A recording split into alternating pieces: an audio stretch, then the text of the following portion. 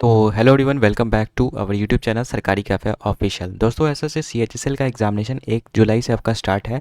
ऐसे में दोस्तों इस वीडियो में हम लोग जानने वाले हैं कि आप एग्ज़ाम सेंटर के ऊपर जो भी आपका एग्ज़ाम डेट होगा तो एग्ज़ाम सेंटर के ऊपर क्या क्या इंपॉर्टेंट डॉक्यूमेंट जो आपको कैरी करना होगा, क्या क्या गाइडलाइंस आपको फॉलो करना होगा। और एक और ऐसा इंपॉर्टेंट चीज़ मैं आपको बताऊँगा जिसको काफ़ी सारे कैंडिडेट्स गलती करते हैं, जिसके कारण से उनको एंट्री नहीं मिल पाता है। तो इस वीडियो में उसके बारे में जानकारी मैं आपको दे दूँगा ताकि एंट्री में किसी प्रकार की कोई दिक्कत ना हो। तो चलिए दोस्तों, आपका भी एग्जामिनेशन अगर आपका है सीएचएसएल का 1 से 11 जुलाई के बीच में, तो आप इस वीडियो को देख के जाइएगा तो आपका सारा कन्फ्यूजन जो क्लियर हो जाएगा। तो चलिए दोस्तों, सबसे पहले बात करते हैं क्या क्या यहाँ पर जो इंपॉर्टेंट डॉक्यूमेंट्स आपको कैरी करना होगा। तो यहाँ पर देखिए दोस्तों, सबसे पहले यहाँ पर मैंने लिखा हुआ है आईडी प्रूफ। तो आईडी प्रूफ के बारे में सबसे पहले जान लीजिए कि आईडी प्रूफ में क्या क्या चीज़ें आप कैरी कर सकते हैं। तो आईडी प्रूफ में आप वे सारी चीज़ें कैरी कर सकते हैं जिसमें कि आपका फ़ोटो होना चाहिए, साथ ही साथ जो बेसिक डिटेल्स होता है वो आपका होना चाहिए। ठीक है, तो ये चीज़ आप मतलब होता है आईडी प्रूफ में। अब आईडी प्रूफ में क्या क्या होता है, तो आप आधार कार्ड लेके जा सकते हैं, या फिर आप मतलब ड्राइविंग लाइसेंस लेके जा सकते हैं, या फिर आपका आईडी प्रूफ होता है, मतलब जो वोटर आईडी कार्ड होता है वो भी आप लेके जा सकते हैं। बशर्ते कि आपको ये ध्यान देना है कि जो भी आप आईडी प्रूफ ले करके जा रहे हैं और जो आपका एडमिट कार्ड है उसमें जो डिटेल्स है उससे आपका मैच करते रहना चाहिए। अब ऐसा नहीं है कि आईडी प्रूफ में आपका फादर्स नेम कुछ और है और एडमिट कार्ड जो आप लेके जा रहे हैं एसएससी का उसमें कुछ और है, तो ऐसे में आपको एंट्री नहीं मिलेगा। ये बात को आपको ध्यान देना है।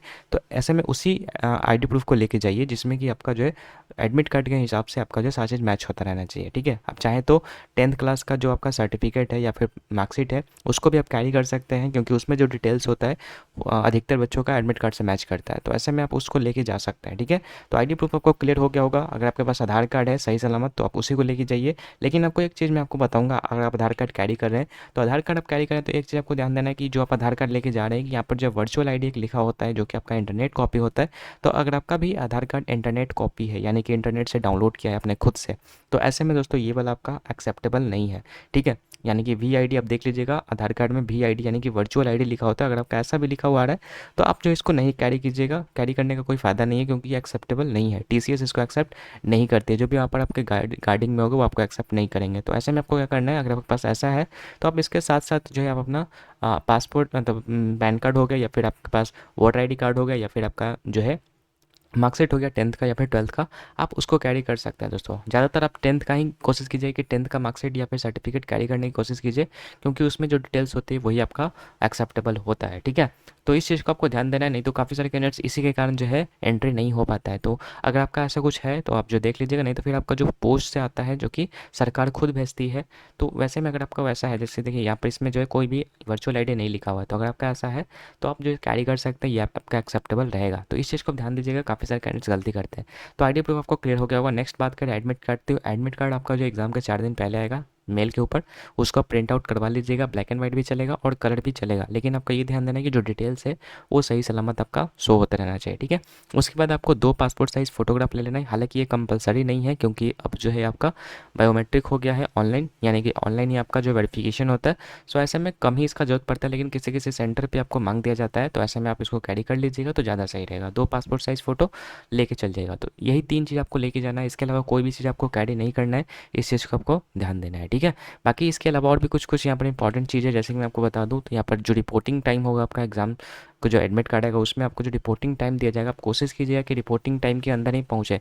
रिपोर्टिंग टाइम से अगर आप 1 मिनट भी लेट होते हैं, जैसे रिपोर्टिंग टाइम का एक क्लोजिंग टाइम होता है, ठीक है, तो क्लोजिंग टाइम के अगर आप 1 मिनट के बाद भी जाते हैं तो आपको एंट्री नहीं मिलेगा। तो जो भी रिपोर्टिंग टाइम होगा उसी में आप वहाँ पर पहुँच जाइए सेंटर में। ठीक है, आप कोशिश कीजिए कि 1 घंटा पहले आप पहुँच जाइए अगर आपका दूर सेंटर है तो। ठीक है, तो रिपोर्टिंग टाइम से 1 मिनट के लेट होते ही आपको मतलब एंट्री नहीं मिलेगा, तो इस चीज़ को भी आपको ध्यान रखना है। बाकी यहाँ पर देखिए प्रोहिबिटेड आइटम सबको पता ही है, इसमें आपको कोई भी बुक्स बैग्स नोट्स वगैरह स्टेशनरी का आइटम्स कुछ भी नहीं लेके जाना है। पेन्स भी नहीं लेके जाना है, क्योंकि पेन भी आपको अंदर दिया जाएगा, एंड रफ वर्क के लिए भी आपको पेज वगैरह आपको दिया जाएगा अंदर ही, तो आपको कुछ भी एक्स्ट्रा चीज़ कैरी करने की ज़रूरत नहीं है दोस्तों। ठीक है, बाकी अगर बात रहती है कि जो बच्चे दूर से जा रहे हैं एग्जाम सेंटर, तो उनके पास बैग्स वगैरह होता है, मोबाइल्स वगैरह होता है, तो वो क्या जमा होता है कि नहीं, तो देखिए कोई कोई सेंटर जो है वो जमा करने का फैसिलिटी होता है, लेकिन कुछ कुछ का नहीं होता। लेकिन आपको टेंशन लेने की जरूरत है नहीं, क्योंकि जिस सेंटर पे आप जाइएगा, ठीक है, उसके अगल बगल जो है काफ़ी सारे ऐसे दुकान होते हैं, मतलब शॉप्स होते हैं, जो कि आपका बैग और मोबाइल जो है आपका पैसे लेकर के 10-20 रुपये लेकर के वो जमा कर लेंगे। ठीक है, तो ऐसे में आपको दिक्कत नहीं है, बैग लेके जा सकते हैं, लेकिन वहाँ पर आपको बाहर में जमा कर देना होगा। ठीक है, तो आई होप कि ये भी आपको क्लियर हो गया होगा। बाकी स्टेशनरी तो मैंने आपको बता दिया कि कोई चीज़ आपको कैरी नहीं करना है, यहाँ तक कि पेन भी आपको कैरी नहीं करना, अंदर ही आपको दिया जाएगा।